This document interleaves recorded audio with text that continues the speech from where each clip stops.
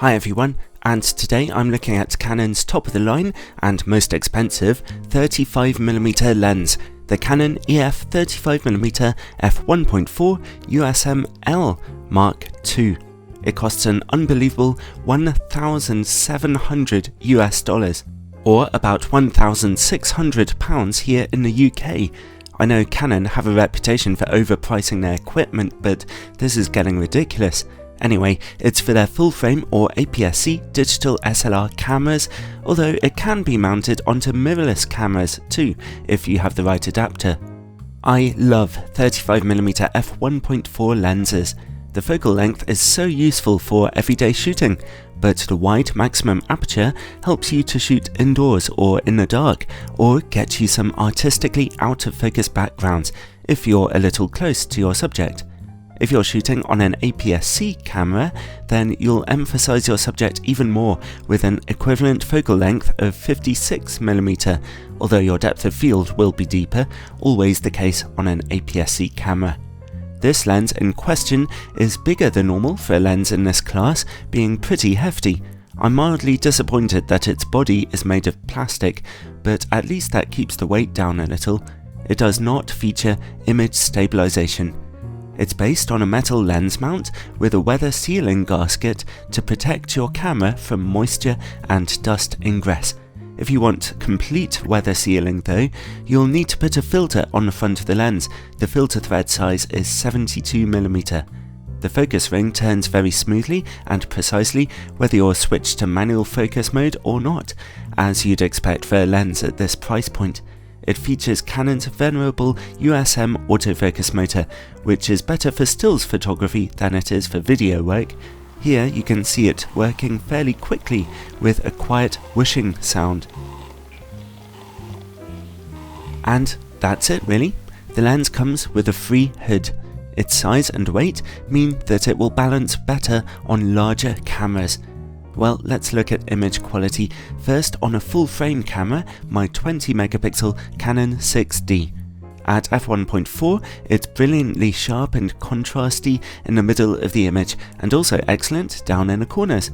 Stop down to f2 or f2.8 for tiny improvements, but really, the image quality here is just about perfect. It remains this sharp down to about f16, where softness from diffraction is beginning to creep in. So it's 10 out of 10 here on the 20MP camera.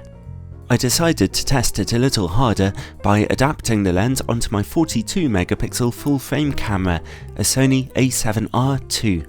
At f1.4 in the middle of the image, sharpness remains brilliant. The corners of the image are slightly softer now, with a small hint of chromatic aberration.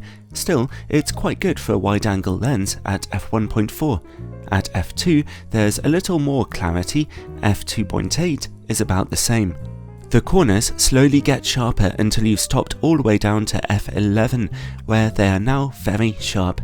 So, on a higher resolution full-frame camera, the corner image quality is slightly flagging, but it's still really good at all but the widest apertures.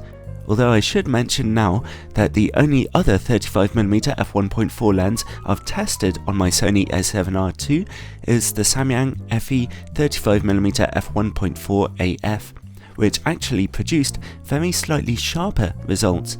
Then again, with the Canon lens, it is possible there was a very slight degradation due to using an adapter, although whether or not that really is the case is a controversial point with many photographers at the moment.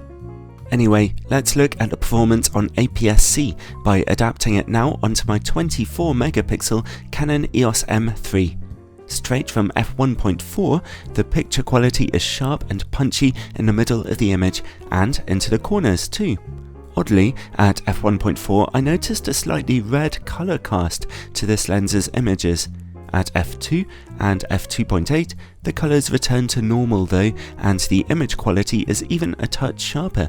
The lens stays this sharp all the way down to f16, which is quite soft due to the effects of diffraction.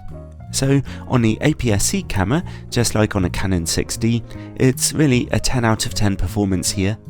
Let's see now about vignetting and distortion on a full frame camera. The lens projects almost no distortion at all, perhaps just a hint of barrel distortion might be visible there. At f1.4, vignetting is heavy though, those corners are very dark. Stop down to f2 for more brightness there, and at f2.8 the vignetting is pretty much gone. It's worth shooting with in-camera corrections here, that vignetting seems a little heavier than normal. The lens can focus as closely as about 28 cm, getting you pretty close to smaller subjects. The good news is that, straight from f1.4, image quality remains fantastically sharp at close distances. How well does this lens work against bright lights? Contrast remains nice and high, which is good, but there are some quite bitty flaring artifacts making their way into the frame here. Like any 35mm f1.4 optic, this lens can give you nicely out of focus backgrounds. I found the quality of its bokeh to be just okay.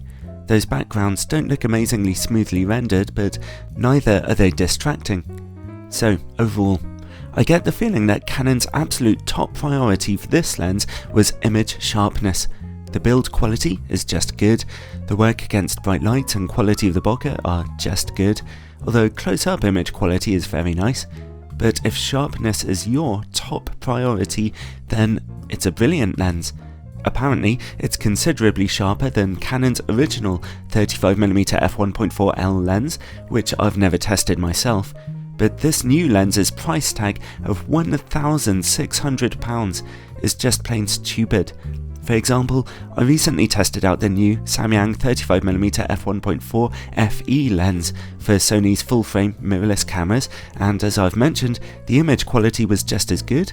It's made of metal, and it costs less than half the price, much less. And it's the same deal with the Sigma 35mm f1.4 art lens, which is almost as sharp as this new Canon lens, and yet only costs £650. How you choose to spend your money is up to you, but I'd rather get one of those lenses instead and give away what I saved to charity, help out someone in need. But this isn't an ethics seminar, it's a lens review. If this Canon lens really is what you want at a price you're comfortable with, then of course it comes recommended.